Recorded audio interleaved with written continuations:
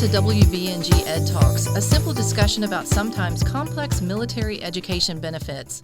I'm Dr. Sherri Shafer, Education Services Officer for the West Virginia National Guard. Today's show is part 2 of our series about R&R. That's recruiting and retention. And on this show, we will discuss education benefits with the West Virginia Air National Guard. Joining me today is Master Sergeant Trina Clark and Tech Sergeant Derek Tolliver. And I stumbled over your name, but that's okay. Welcome, everybody. That's fine. Hey. Thank you. Welcome. So tell me a little bit about yourselves, like each of you take turns or something, and how you came to work in recruiting and retention with the Air National Guard. So I'm Master Sergeant Trina Clark. I've been in the Air National Guard for 17 years now, and I have been in a couple of different jobs over the years, mostly as a traditional, which was just the 1 weekend a month, and was looking to become full-time and do something that I felt passionate about.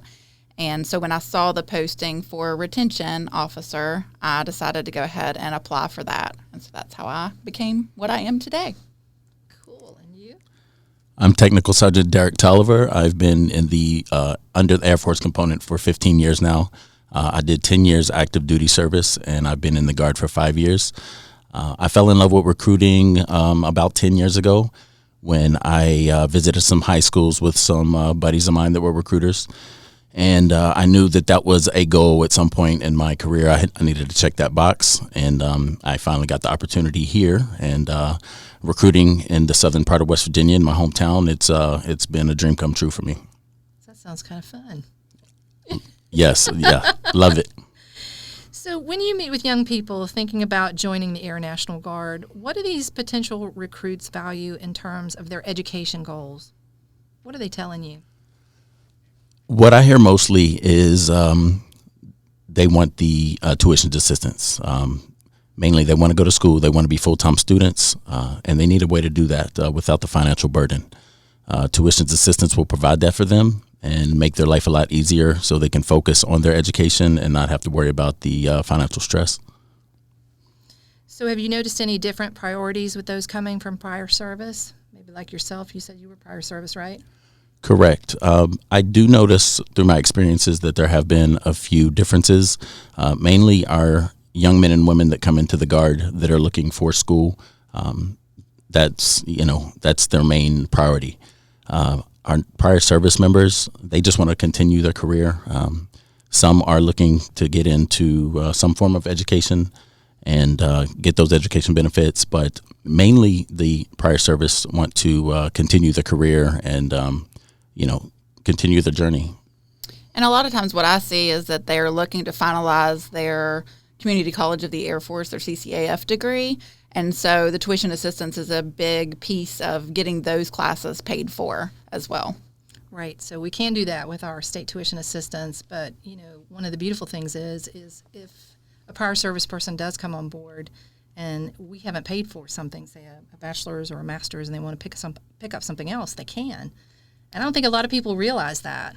Absolutely. And I've seen that a couple of times when people come through my office, our members that, like you said, already have a bachelor's degree, and maybe they didn't use that degree at all. It was something that they got into when they were younger, and now they're looking to just change their whole civilian career.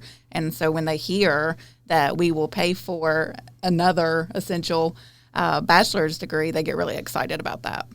So on that vein then, how important is the state tuition assistance program to your recruits, which offers essentially up to $7,000 a year to go to school? Yeah, I would think it's extremely important. What I hear mostly is I want to go to school, and I don't know how to pay for it, but I want to serve part-time while I do that. And, our young kids, they need to be educated, and they want educated, but finding a way to do that sometimes can be challenging in the state.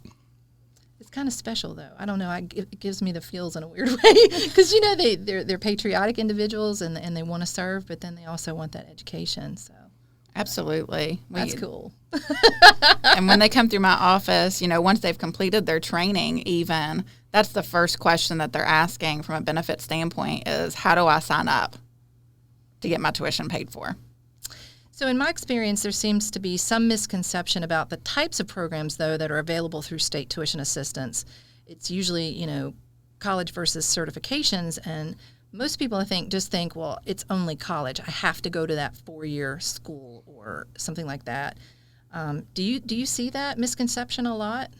Absolutely. A lot of people don't realize that we will pay for, the lower levels of education, looking at a certification, a trade school, and then moving on into the associates, the bachelors, the masters. So when our members come through my office, that's always a conversation I make sure I have with them. But in terms of those new recruits, does that often affect their decision to join once you're able to explain it to them? What I've found is that when young men and women walk through my door, they want to join. If we lay out the foundation of what the benefits are, the education benefits, that just further enhances their decision of wanting to join already.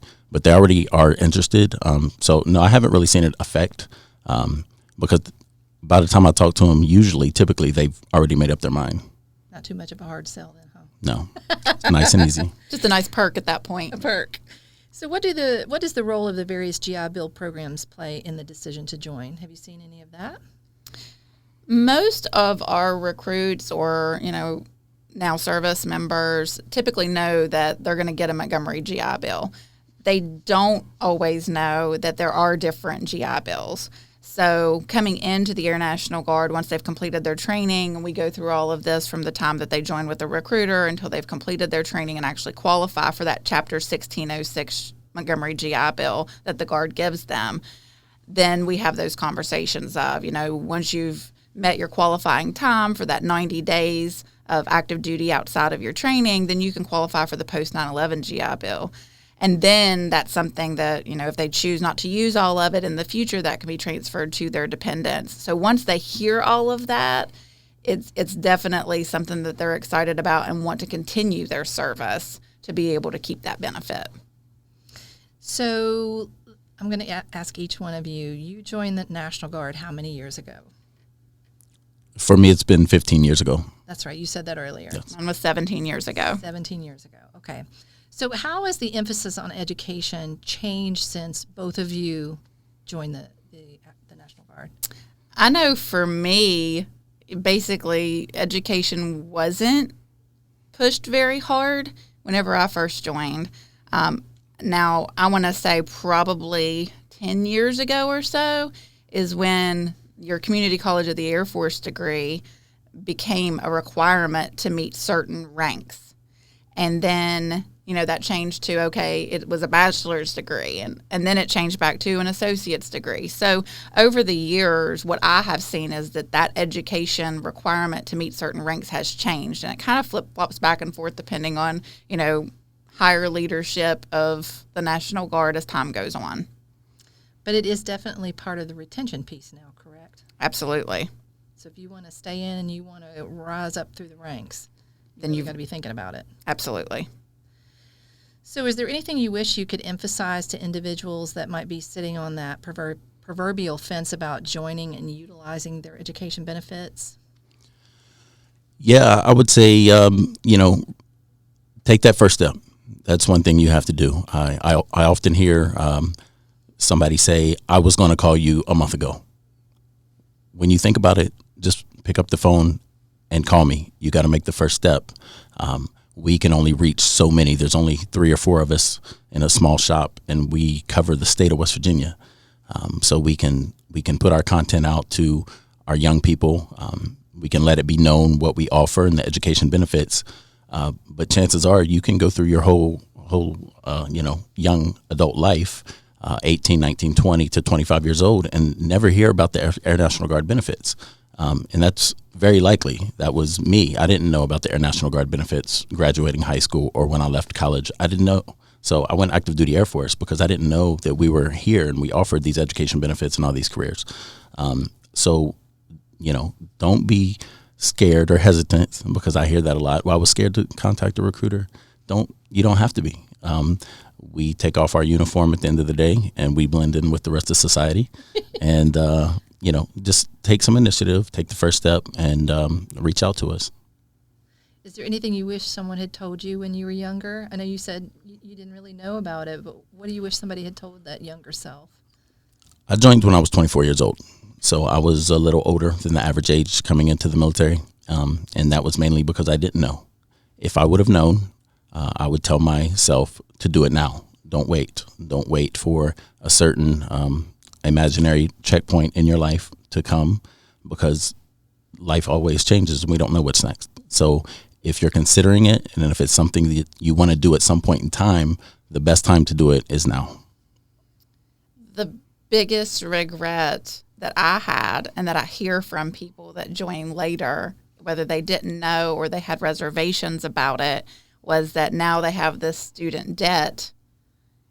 So if they had joined earlier and been able to take advantage of those tuition assistance benefits, they wouldn't have had that student debt. So don't wait.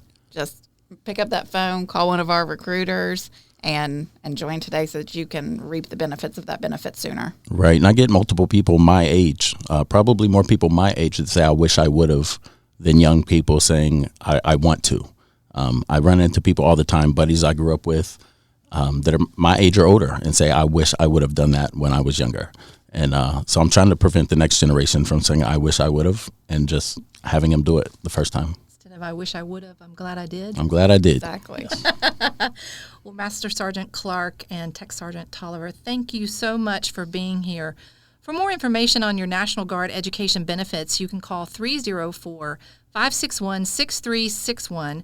That's 304-561-6361. And if you would like to speak to someone in recruiting with the Air National Guard, please call.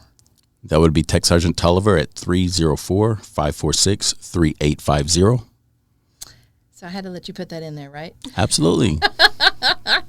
Thank you all for being here. Join us next time on WVNG Ed Talks as we will delve into a very serious topic, SAPR. Our upcoming guest will provide frank advice valuable to everyone both in and out of uniform. WVNG Ed Talks. Tune in, turn it up, and join the conversation.